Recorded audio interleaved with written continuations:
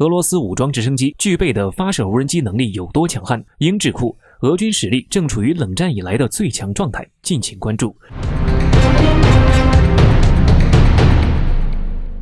据俄塔社援引国防工业联合体一位消息人士的话称，俄罗斯米 -28NM 武装直升机将被安装由一研究中心开发的模块，之后将具备从导弹发射管发射微型无人机和自杀无人机的能力。据悉，该模块内置的仪器可以将信息从直升机的武器控制系统传输到挂载的武器上，无论它是导弹、微型无人机还是自杀式无人机。例如，它可以给无人机的电池充电，发送激活指令，启动无人机，并让它执行预先设定的任务。而这一全新的搭配背后到底有多强悍？分析人士指出，武装直升机与无人机的配合能够让飞行员及时发现敌后目标，并发出突击。以俄罗斯最新的卡52M外号超级短吻鳄的武装直升机为例，一旦无人机与卡52M进行配合作战，其将可以帮助机组人员找到敌军的位置，并避开对方的防空系统危险区。与此同时，卡52M还可以发射远程导弹，在无人机的帮助下更有效、安全地完成作战目标。可以说，这一协同作战的模式将会大大提高战场的作战效率，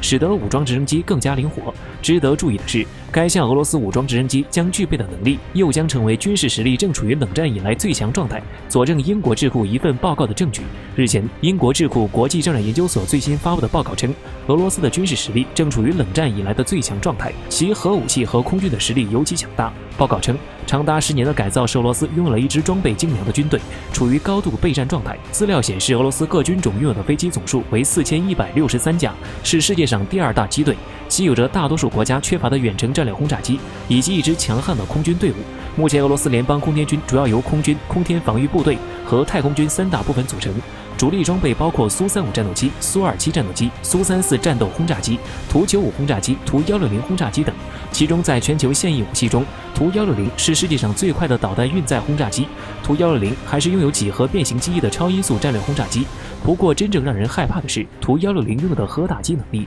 其起飞后可能是一个携带12枚核弹的移动核武库。在和平时期，携带核弹头作为空中战略威慑平台，其恐怖程度不亚于潜伏在水上的战略导弹核潜艇。总而言之，即使俄罗斯比起苏联的鼎盛时期衰退了不少，其军事水平仍不容小觑。